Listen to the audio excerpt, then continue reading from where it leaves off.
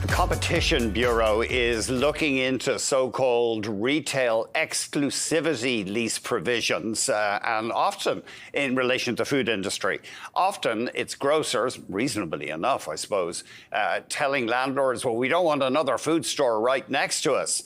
However, the competition cops are concerned this diminishes true competition in the market. So the latest is that the Loblaw CEO, Per Bank, says, yeah, I'm fine with that. And in fact, we do have vigorous competition.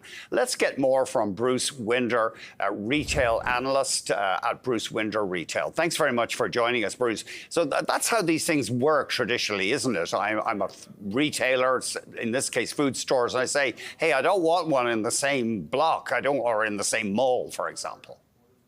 Yeah, thanks for having me on, Andrew. Yeah, this is very typical. It's been used in a lot of different sectors. It's been used in telecommunications, banking, retail, grocery, et cetera. And it really just, it's kind of a fair deal in the past where if you put a lot of capital into building a massive store, you want to get an exclusive arrangement within that plaza or mall. But yeah, this is quite interesting development this morning with Per Bank coming out in the op-ed and then another article being published about Loblaw saying, hey, you know what? We're willing to give it up if others in the industry are willing to give it up too.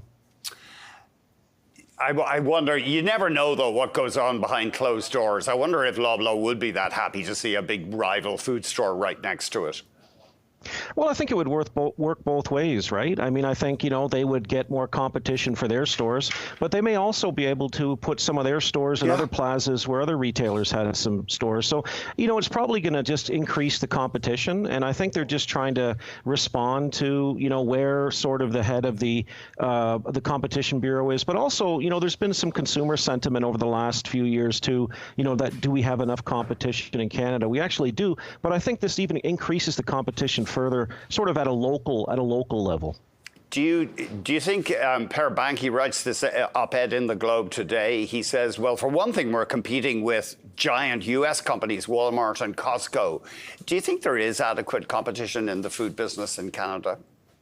I do really think so, because the other thing you have to look at too is our geography and the size of our country. We're only about 40 million people. We're really hard to serve from a logistical standpoint, and to really have too many grocers in here, they wouldn't make money. So I think we're pretty fortunate. We got the big three, plus we've got the global competitors like you mentioned. We've got the Walmarts and the Costco, and they're massive. So I think it's a pretty healthy dose of competition in this particular industry. Tell us about the booze, if you would, because we're seeing alcohol being rolled out to grocery stores, but some of them in Ontario are kicking back. Sorry, I should have specified just in this province in Ontario. Some of them are pushing back, saying, well, we don't want to have to recycle bottles as well. Is that we don't want smelly old bottles next to our food displays, for example. Do you think that's valid, or are they trying to have it both ways? They don't want to deal with the returns, the empties, but they are happy to sell alcohol?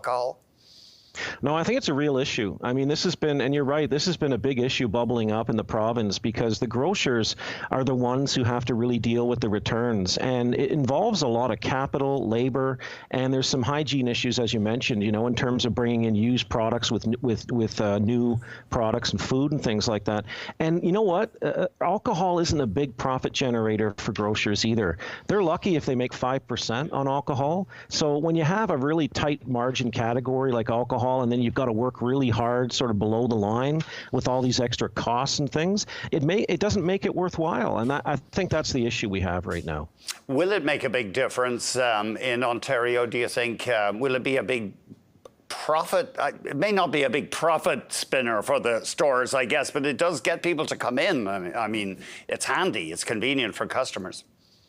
Yeah, it is a nice traffic driver. That's one thing it does offer, is it does offer some traffic. More for the small stores, though. The big grocers already have that traffic. They've already got, tens of millions of people coming in. But for the small little local convenience stores, definitely it's a traffic driver for them. We haven't heard any indication that Aldi or Lidl or Tesco, any of those European deep discounters, want to come into this country. They have, a couple of them have put toeholds in the United States. But do you think with our smaller scale market, it'll be tough for those European bare bones sellers to come in? It really is. It's a tough market. Like, we think of ourselves as a big market. We're big geographically, but if you're looking at us, it's a really tough market to make money because, if you're going to be coast to coast, you've got to ship that product really far. It's really expensive. Canada also has higher taxes and higher regulation than the U.S. So, it's probably not first on their list in terms of penetration right now. The U.S. would be. So, I think it might be a little tough for them to get in here and make money. And the government, of course, Canada isn't the only country where governments and the public are concerned about grocery retail competition. The government, Industry Minister Mr. Champagne has produced a lot of rhetoric about it and said he's trying to woo foreign grocers. But do you think the government will really end up doing anything substantial? Not really, not in my opinion. I think it's mostly optics. I think the reality is there's certain economics that this country offers, and there's certain sort of business models that grocers need, and unless you're already here and established like the five, it's really difficult to get in the market. It's probably just not worth it because you won't get the volume. So I think it's a little more about sort of optics versus reality. Bruce, we'd better jump. Thank you very much indeed for joining us.